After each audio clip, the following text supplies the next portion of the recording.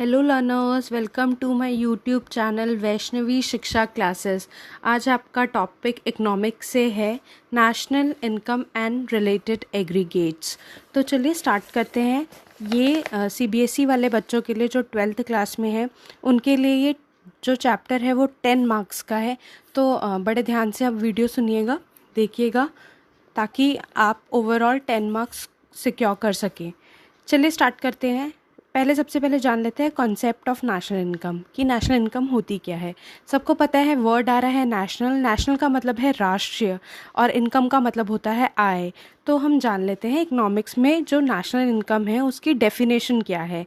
National income is the sum total of factor income earned by normal resident of the country during the period of accounting year। अब इसमें बोल रहे हैं कि जो national income है वो फैक्टर इनकम है, सम टोटल मतलब जितनी भी फैक्टर्स इनकम है उनका सारा टोटल, और वो किसने अर्न करी हो, एक नॉर्मल रेसिडेंट ने अर्न करी हो, और कब अर्न करी हो, ड्यूरिंग अ अकाउंटिंग पीरियड। तो ये जो इसकी डेफिनेशन बनी, इसमें 3 जो मेन वर्ड्स हैं वो आपको याद रखने हैं। पहला वर्ड है फैक्टर इनकम, और वो फैक्टर इनकम किसके द्वारा कमाई गई हो, नॉर्मल रेसिडेंट के, और नॉर्मल और पीरियड क्या होना चाहिए आपका, एक अकाउंटिंग पीरियड होना चाहिए। तो फिर से फैक्टर इनकम है जो उसको हिंदी में कारक आय के नाम से जानते हैं, और नॉर्मल रेसिडेंट को हम सामान्य निवासी के रूप में भी हम जानते हैं। तो इनकम जो डेफिनेशन है नेशनल इनकम, जैसे कि मैंने बताया, इसमें 2 इम्पॉर्टेंट ऑब्जर्वेशन है, या आपके जो कीवर्ड्स हैं वो 2 इम्पॉर्टेंट कीवर्ड्स आ रहे हैं। एक आपका आ रहा है फैक्टर इनकम और दूसरा आ रहा है normal resident.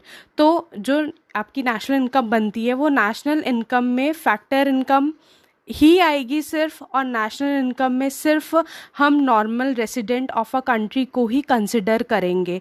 A deeper understanding of the concept factor incomes and normal resident should be useful in understanding the subject matter of a national income and related aggregate। national income को समझने के लिए और उसके related aggregate को समझने के लिए बहुत ज़रूरी हो जाता है कि सबसे पहले हमें ये पता होना चाहिए कि फैक्टर इनकम्स में कौन कौन सी इनकम्स सम्मिलित हैं, और आपका रिलेटेड एग्रीगेट्स कौन कौन से होते हैं, मतलब कौन कौन सी ऐसी टर्म्स होती हैं जो नेशनल इनकम कैलकुलेट करने के वक्त हमें पता होनी चाहिए। तो चलिए सबसे पहले हम बात करते हैं फैक्टर इनकम्स के बारे में।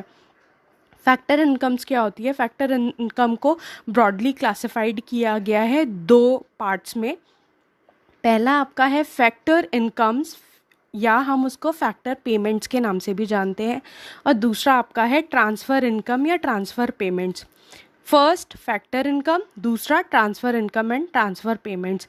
तो जो पहला है, हम फैक्टर इनकम के बारे में पढ़ लेते हैं। Factor incomes are related to factor services और फैक्टर ऑफ प्रोडक्शन। जो फैक्टर इनकम है वो किससे रिलेट करती है? फैक्टर सर्विसेज से रिलेट करती है, या तो वो फैक्टर ऑफ प्रोडक्शन से। अब फैक्टर ऑफ प्रोडक्शन में बहुत सारी चीज़ें आती हैं, जैसे कि आपका लैंड हो गया, लेबर हो गया, कैपिटल हो गया, और एंटरप्रेन्योरशिप हो गया। जो हाउस होल्ड्स होते हैं, households are the owner of the factor of the production. वो फैक्टर ऑफ प्रोडक्शन के ओनर होते हैं। और जो प्रोड्यूसर्स होते हैं वो हायर या परचेज द फैक्टर सर्विसेज। वो ये जो सर्विसेज है फैक्टर सर्विसेज वो हायर करते हैं, हाउस होल्ड से हायर करते हैं। इन रिटर्न, इसके रिटर्न में जो हाउस होल्ड है उन्हें क्या मिलती है? Receive payments from the producer. उन्हें प्रोड्यूसर से पेमेंट मिलती है, और उसी पेमेंट को हम फैक्टर पेमेंट के नाम से जानते हैं।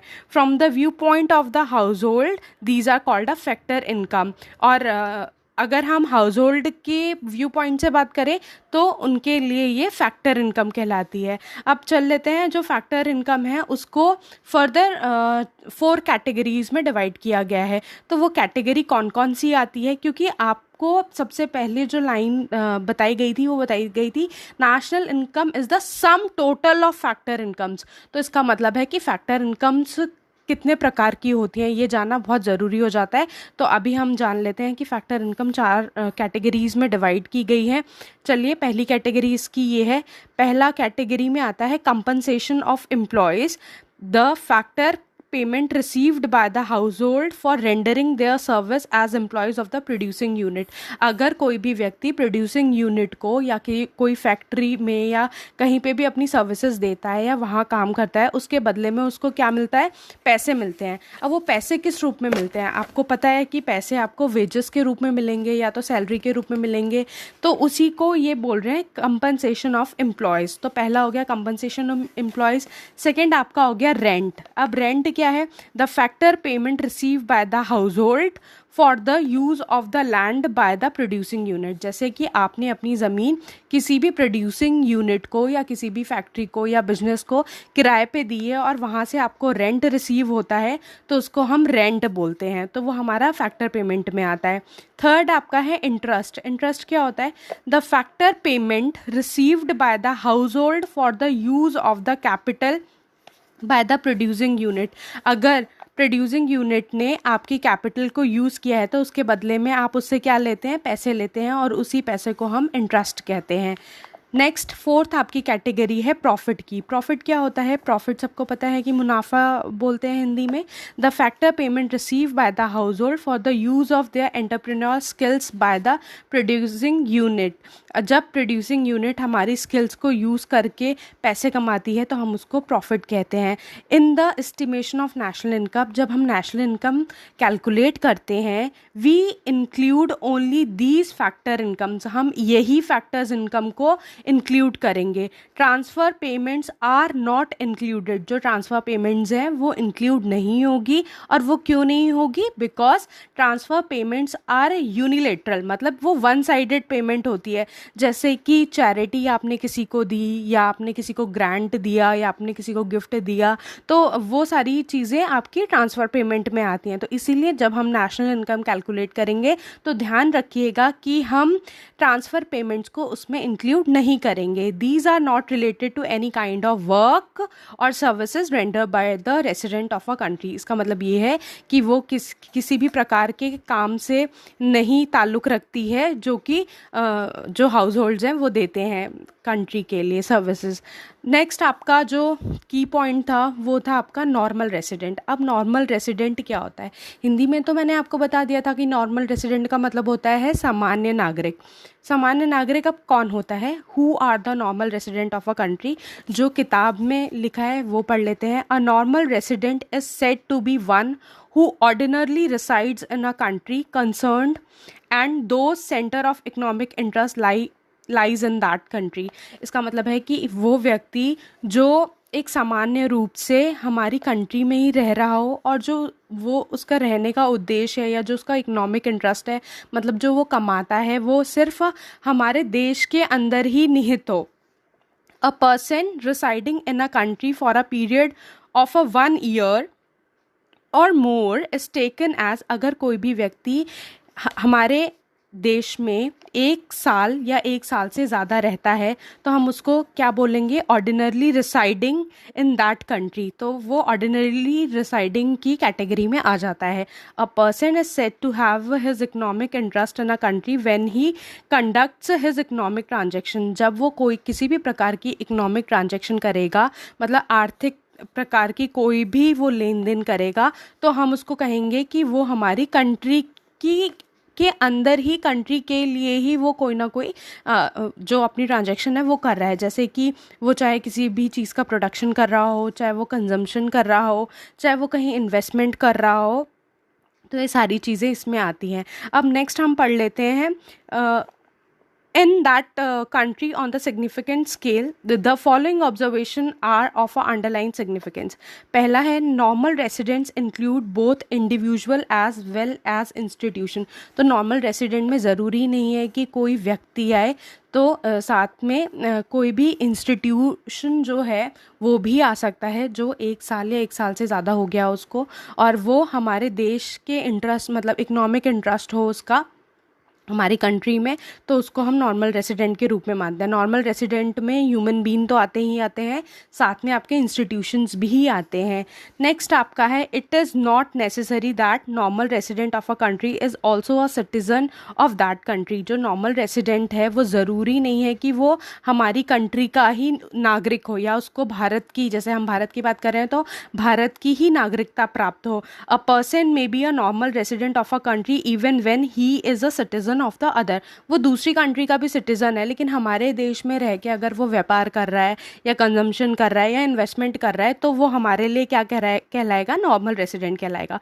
फॉर एग्जाम्पल से समझ लेते हैं। If an Indian is living in USA for a more than a 1 year, अगर कोई भी इंडियन यूएसए में रहता है 1 साल से ज़्यादा and his centre of economic interest lies in that country, he would be deemed as a normal resident of a USA. लेकिन वो वहीं पे रह के अपना जॉब कर रहा है या कमा रहा है या वहाँ खर्चा कर रहा है, तो वो उस कंट्री का नॉर्मल रेसिडेंट कहलाएगा, मतलब यूएसए का कहलाएगा, even when he continues to be a citizen of India. लेकिन उसके ऊपर तो टैग तो सिटीजन ऑफ इंडिया का ही है। तो अगर हम भी किसी भी कंट्री में जाते हैं, 1 साल से ज़्यादा वहाँ रहते हैं, नौकरी करते हैं या नहीं करते, कंजम्पशन करते हैं, इन्वेस्टमेंट करते हैं, तो हम वहाँ के नॉर्मल रेसिडेंट। ऐसे ही किसी दूसरे देश से जो हमारे देश में आते हैं, तो उनको भी हम, अगर 1 साल से ज़्यादा वो हो गया है उनको यहाँ रहते हुए, तो उनको हम नॉर्मल रेसिडेंट की कैटेगरी में शामिल करेंगे। नेक्स्ट आपका है इंटरनेशनल ऑर्गेनाइजेशन। जैसे कुछ इंटरनेशनल ऑर्गेनाइजेशंस के बारे में आपने सुना होगा, अगर नहीं सुना तो सुन लीजिए। एक है जैसे WHO का मतलब है वर्ल्ड हेल्थ ऑर्गेनाइजेशन। दूसरा आपका है IMF का फुल फॉर्म है international monetary fund. In a country are not be taken as a normal resident of a country. जो ये इंटरनेशनल ऑर्गेनाइजेशन है, इन्हें कंट्री में नॉर्मल रेसिडेंट के रूप में नहीं लिया जाता। However Indian workings in the organisation would be taken as normal resident of India. लेकिन अगर कोई भी इंडियन इन ऑर्गेनाइजेशन में काम कर रहा है, इंटरनेशनल ऑर्गेनाइजेशन में काम कर रहा है, तो हम उसको नॉर्मल रेसिडेंट के रूप में ले सकते हैं। नेक्स्ट आपका है the following persons are not treated as normal resident of a country. कुछ ऐसे लोग हैं जो नॉर्मल रेसिडेंट नहीं ट्रीट किए जाएंगे, तो उसमें कौन कौन आ जाते हैं, पहला पढ़ लेते हैं। Foreign visitors in the country for search purposes as recreation, holiday, medical treatment, studies, conferences, sports, etc. कोई भी अगर विदेशी हमारे देश में घूमने के पर्पस से आया हो, अपनी छुट्टियां मनाने आया हो, या वो किसी भी मेडिकल ट्रीटमेंट के लिए आया हो, या फिर कॉन्फ्रेंस के लिए आया हो, या फिर कोई स्पोर्ट्स के लिए आया हो, तो हम उसको नॉर्मल रेसिडेंट की कैटेगरी में नहीं शामिल करेंगे। नेक्स्ट आपका इस कैटेगरीज में और कौन कौन लोग आते हैं जो नॉर्मल रेसिडेंट की कैटेगरी में नहीं आते, वो है आपका crew members of foreign vessels, commercial travellers and seasonal workers of a country.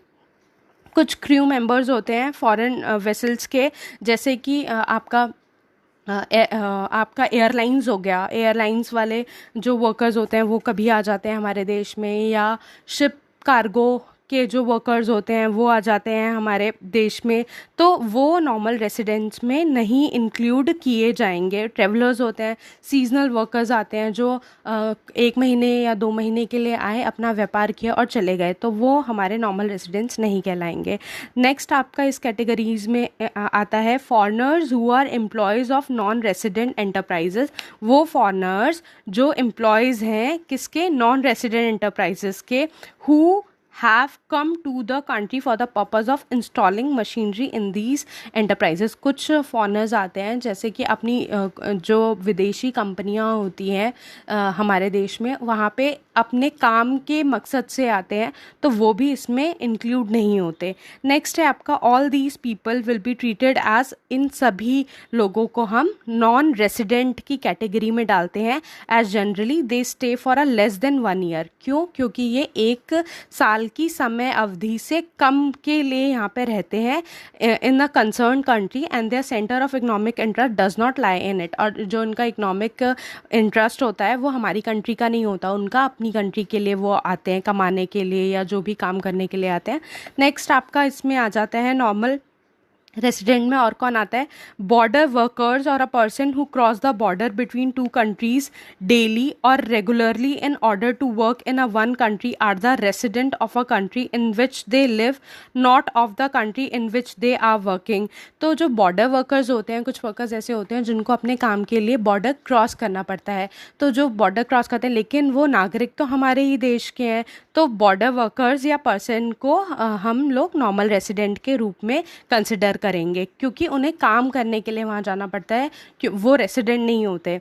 Next आपका है ऑफिशियल या कोई diplomats and member of the arm force of a foreign country are treated as a normal resident of a country to which they belong and not of the country which they are employed।